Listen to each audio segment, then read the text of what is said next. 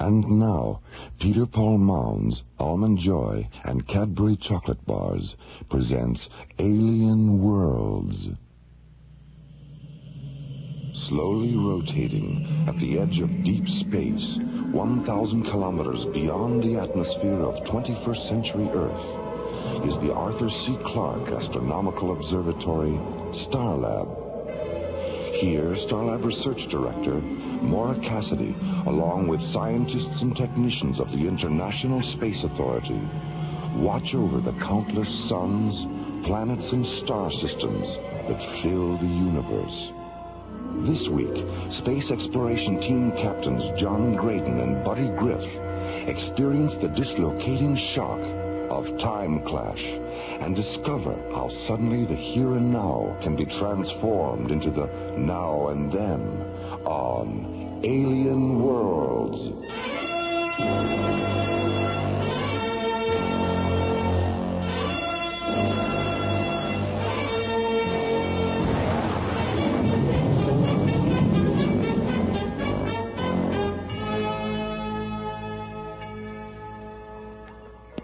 Starlab Control, this is Pandora. We seem to be having a receiver malfunction. Would you repeat that? Correct your approach vector, Captain. You're 19 degrees off course. All right. I'll see what I can do.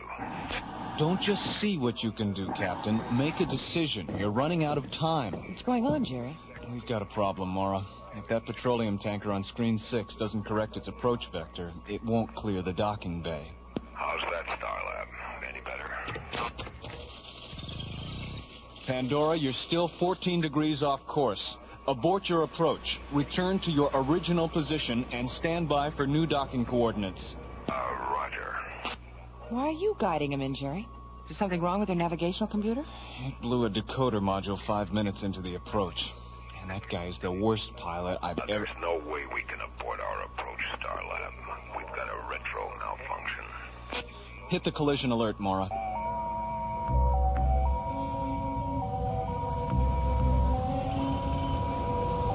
Attention docking bay 7.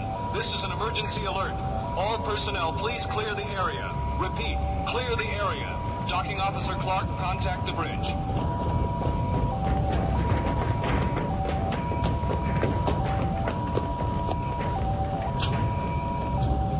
Jerry, it's Bill Clarke.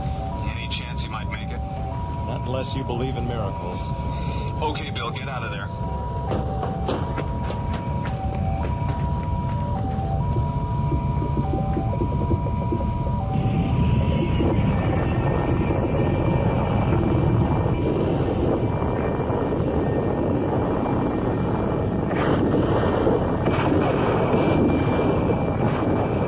Attention all emergency fire crews. Petroleum explosion in docking bay 7. Mobile hospital units stand by for fire rescue. Sick bay 9, prepare to receive burn casualties.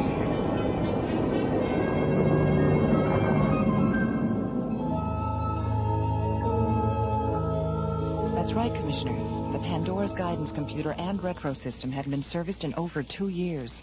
And the crew couldn't get out because the explosive bolts on the emergency hatch malfunctioned. If our EFC crew hadn't put out the fire so fast, everyone aboard the Pandora would have burned alive. Commissioner, when is the Xeon Corporation going to forget about petroleum and wake up to the fact that this is the 21st century? They can't afford to wake up, Maura.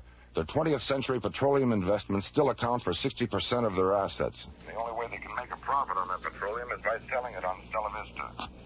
But Xeon owns Stella Vista. What are they doing, selling it to themselves?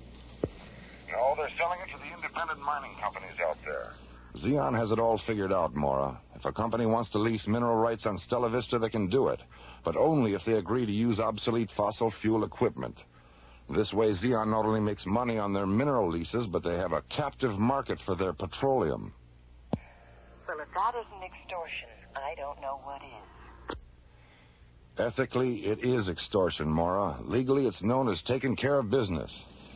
The good news is that Xeon will have to keep its tanker fleet grounded until we finish our investigation of what happened today. Don't worry. Xeon won't be putting up any more tankers like the Pandora. Do you know about the original Pandora, Commissioner? The one in Greek mythology?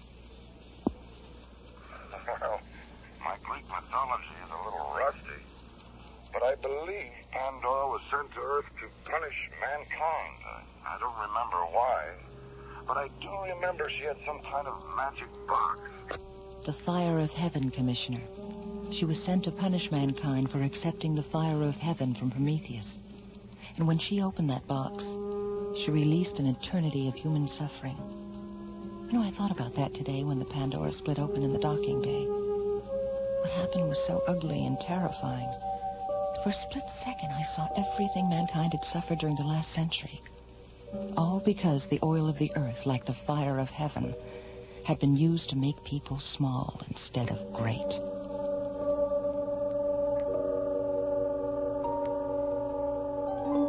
Alien Worlds will continue. Get the sensation, a cool combination, chocolatey and mint. Your peppermint patty. For the sensation, a perfect relation, chocolatey and mint. From Peter Paul. Cool as the snow falling light on the trees. Just take a bite for a cool minty breeze. Get a York peppermint patty and get the sensation. Get the sensation, a cool combination, chocolatey and mint. Your peppermint patty. For the sensation, a perfect relation, chocolatey and mint. From Peter Paul. Sends a shiver of cool right down to your knees. After one taste, you just gotta say please. I want a York peppermint patty to get the sensation. Get the sensation. Your peppermint patty. Get the sensation.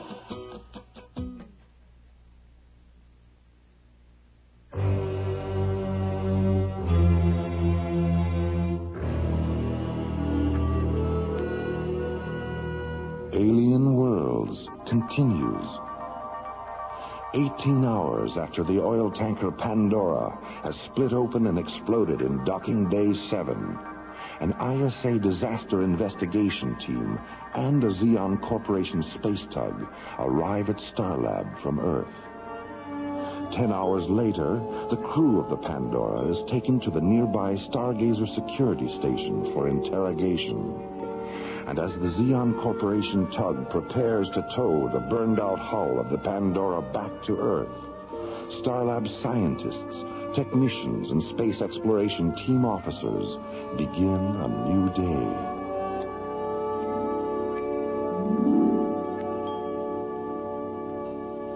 Skipper, when we get to Valaria this afternoon, let's ask their science master, what's his name again? Galen Virago. Yeah. Let's ask Galen Virago if we can go for a spin in that time machine of his. Oh, I don't think so, buddy. Where would you go if you could take a ride in it? I'd like to go back to 1939 and have Lamont Cranston teach me how to cloud men's minds. Lamont Cranston? Yeah, the Shadow. He knew what evil lurked in the hearts of men. And how did he know that? When he clouded their minds, they told him the truth, the whole truth, and nothing but the truth. I see. And what exactly would you do if you had the power to cloud men's minds? I'd use it to cloud women's minds. Sexist pig. Going. Morning, Captain Graydon. Captain Grid? Yeah. Good morning, Cindy. Cindy, have you had your mind clouded lately? No. Not since I read 6 Characters in Search of an Author. What's that, Cindy? A novel? It's a play. Luigi Pirandello, 1921. The characters in the play are rehearsing the play when 6 other people show up, claiming to be characters the author left out of the play when he wrote it. Were any of the people who showed up named Lamont Cranston by any chance? No, Captain, not even by any chance. Now, how about breakfast? You ready to order? Can you give us a few more minutes, Cindy? We're waiting for Dr. Cassidy and Commissioner White. Okay. Gee, I wonder what's keeping Mara. I don't know. Maybe Commissioner White's shuttle was late. Yeah, that tanker accident is really... Oh, here she comes now. Morning, John. Buddy. Hello, Mara. Hi. Where's Commissioner White? He spent most of the night with the ISA Legal Bureau, drafting the order to ground Xeon's tanker fleet. He's going to deliver it this afternoon, so we suggested we go on to Valaria without him. Well, does that mean he's going to miss the time machine demonstration? Just the parallel dimension drone pod playback. which I'm sure Galen will be happy to repeat. The commissioner said he'd be here tomorrow morning around 10, so when he arrives, you two can warp back here in the Solaris, pick him up, and warp back to Valaria again, okay? Okay. Okay. Let me see that menu, buddy. I'm starving. Here you go. Thank you. Ooh, those Neo cheese crepes look delicious, don't they? Cheese. You know, that reminds me of a story. Oh, dear. There was this guy who had a mouse in his house. So he went out and bought a mousetrap. But when he got it home, he noticed he was out of cheese. You know what he used for bait? A picture of some cheese. And you know what he found in the trap the next morning? Do tell. A picture of a mouse. Buddy.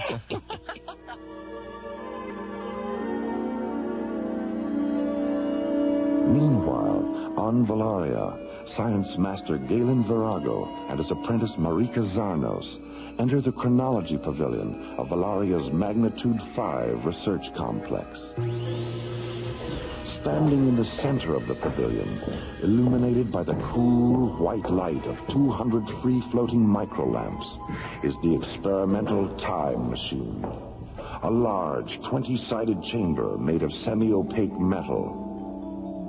Suspended above the chamber is the penetrator capsule, a teardrop-shaped pod made of bright, seamless metal, which Galen and Marika have used to record fragments of the Earth's past.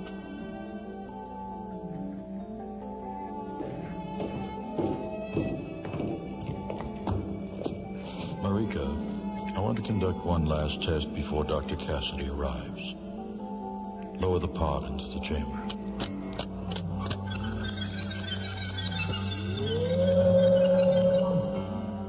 Chamber seal secure? Yes, Galen. The REM scale indicators read 0 point blue. Rotate the chamber until its decoders interlock with the pod's Yerushalayim data. Yerushalayim interlock. Confirmed. Interface the decoder lenses with day 12, month 4, AD 33, Earth. Decoder lenses stable at subcycle 9 yellow. Focus them on the subspan 303 and isolate the dimension. Dimensional isolation confirmed. I have the execution site on the screen. Is the deciphering terminal translating into anglophonic? Yes. Cross-link the audio sensors.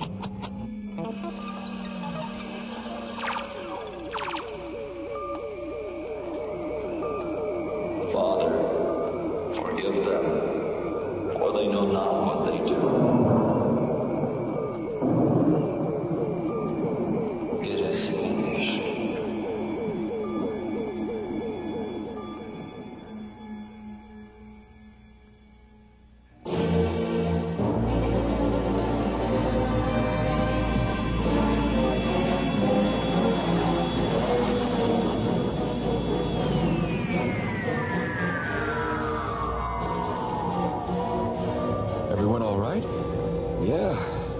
You, Maura?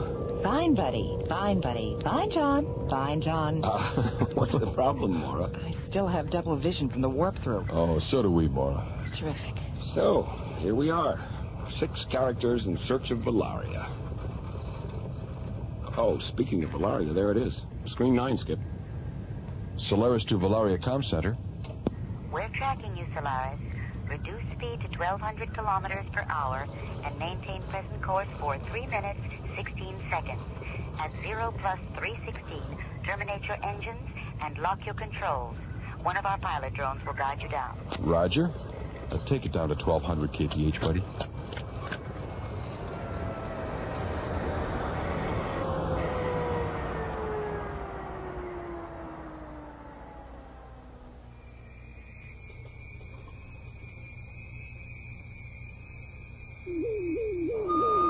Father, forgive them, for they know not what they do. Turn it off, Marika, please.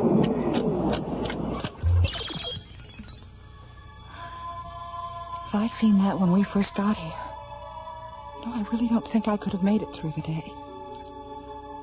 They all just stood there and watched him die. Someday you must tell me about that holy man and why he was submitted to such torture and pain. We will, Galen. May I be permitted to say something about the three of you? Of course. The way you've reacted to the tragic events of your planet's past leads me to believe that if the Earth had always been inhabited by spirits like yours, much of what we've seen here today would never have happened.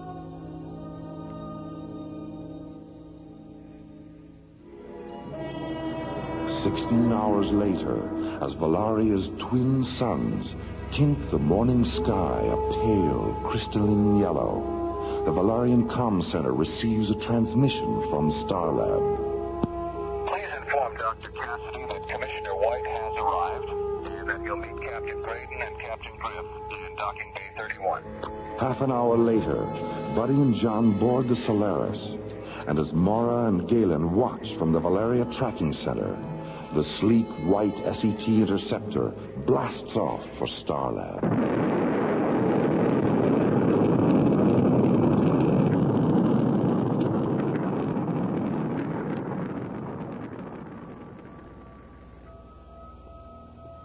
We're ready to warp through, Mora. Can you still see us? Affirmative, John. The resolution on this screen is so good I can practically see into the cockpit. How many fingers am I holding up, Mora? 13? Gee, Skipper, she really can see into the cockpit. All right, here we go. Warp through in 5 seconds. Mora, it's all turning inside out. Mora! John! Buddy! Galen, what's happening? Just a moment. The Parsec device. The Parsec device aboard the Solaris has experienced a primary decoder malfunction. The ship is passing through the time-space continuum in reverse. Galen, the ship's back on the screen. John, Buddy, do you read me? Yes, Ma. I read you. John? Ma, help us. We become children.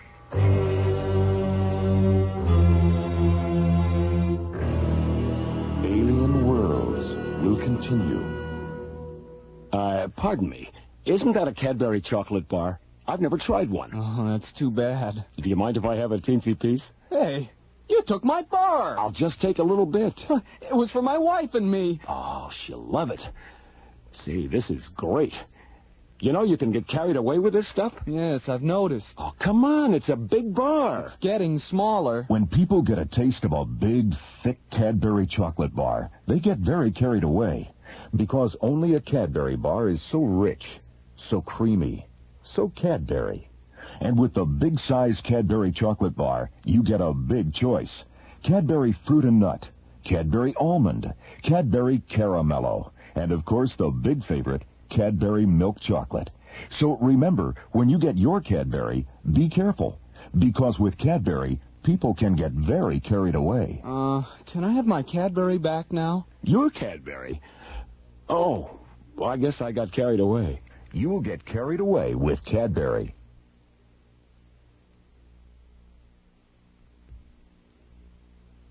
If you would like to make direct contact with Alien Worlds, get a pencil and paper ready, and I'll give you our star coordinates at the end of the program.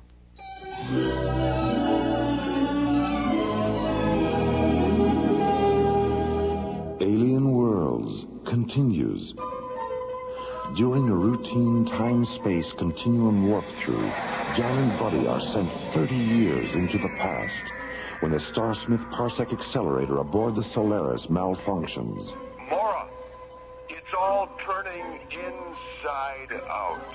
And when the Solaris finally emerges from its dimensional inversion, Ma, help us. We become children. Science Master Galen Virago immediately orders the launch of a pilot drone, which locks onto the Solaris and returns it to Valaria.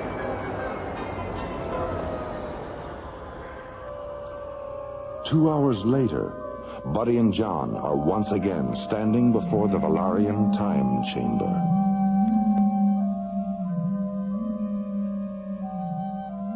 Well, Buddy, Looks like you're gonna get that right after all. Yeah.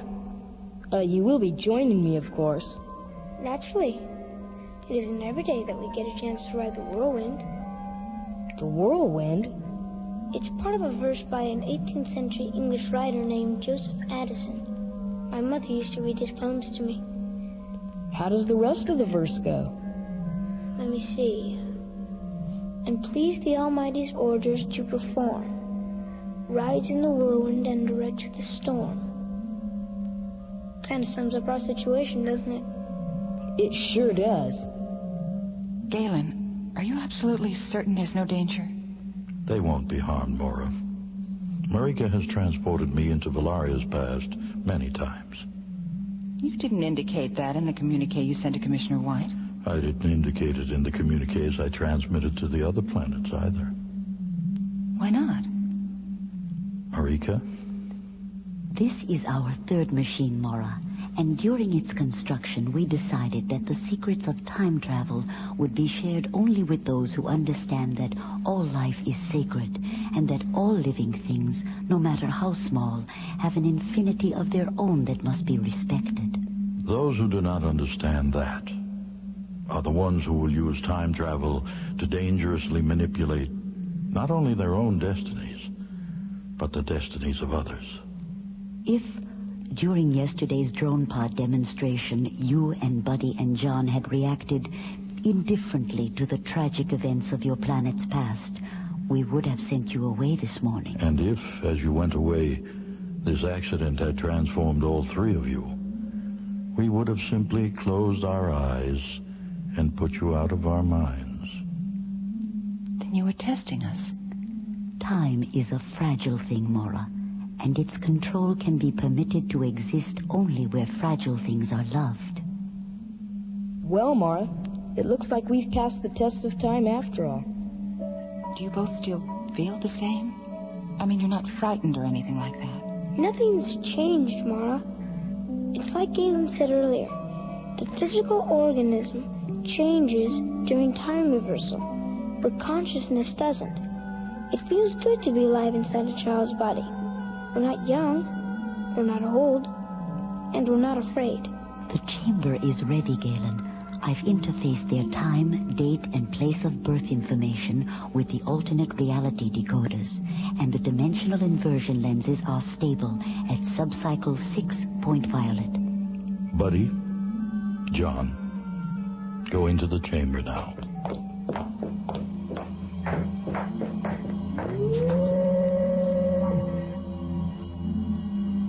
Cross-link the audio sensors, Marika.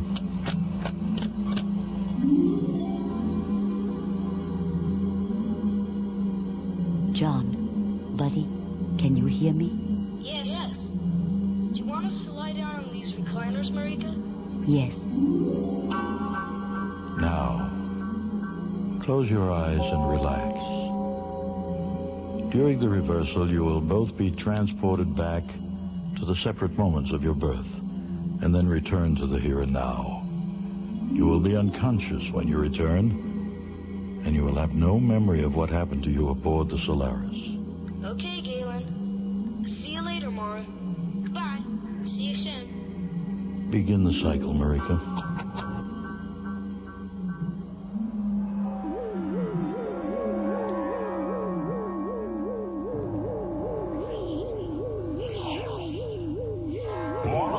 It's all turning inside out. Mara, it's all turning inside out. Shapes. Forms. Shadow. Color. Don't be afraid. Don't be afraid. Don't be afraid. Time is a fragile thing. Its control can be permitted to exist only where fragile things are loved.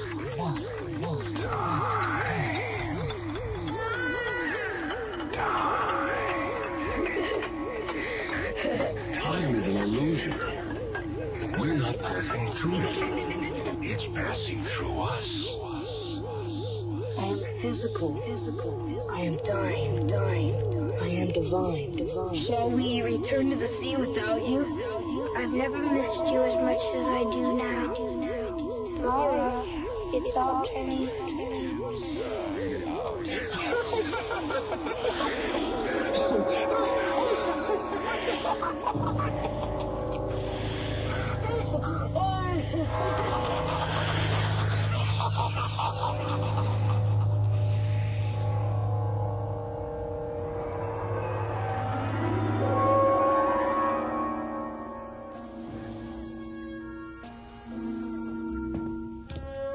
Hi, buddy. Maura, what happened? It's nearly 4 in the afternoon. Have I been asleep all this time? More or less. Well, where's John? What about Commissioner White? John just woke up, too. And Commissioner White decided to take his own ship. He'll be here in about half an hour. How do you feel? Like Rip Van Winkle must have felt when he woke up. Spaced out and hungry enough to eat a kangaroo. Well, that's funny. What? What's the date today, Maura? November 14th. Why? Well, the calendar on my watch. I just noticed it. It says May 23rd. My birthday.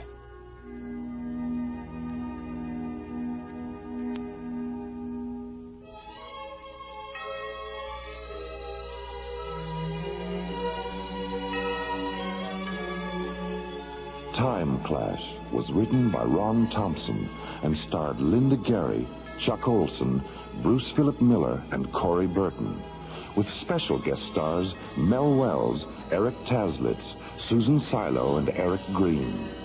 Associate producer Ron Thompson. Music director Tom Rounds. Engineer Stu Jacobs. Assistant to the producer Jim Cook. Technical consultant Peter Sky. Alien Worlds was created, produced, and directed by Lee Hansen and is distributed by Watermark Incorporated. And now, if you'd like to make direct contact with the cast and crew of Alien Worlds, here's our address. Post Office Box 8170, Universal City, California, 91608. That's Post Office Box 8170, Universal City, California, 91608. Let us hear from you.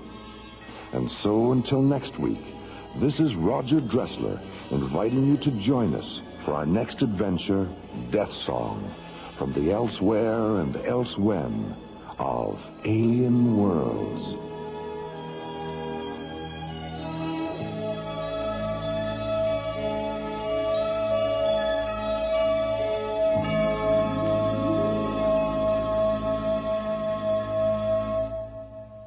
Peter Paul and Cadbury chocolate bars hope you have enjoyed Alien Worlds.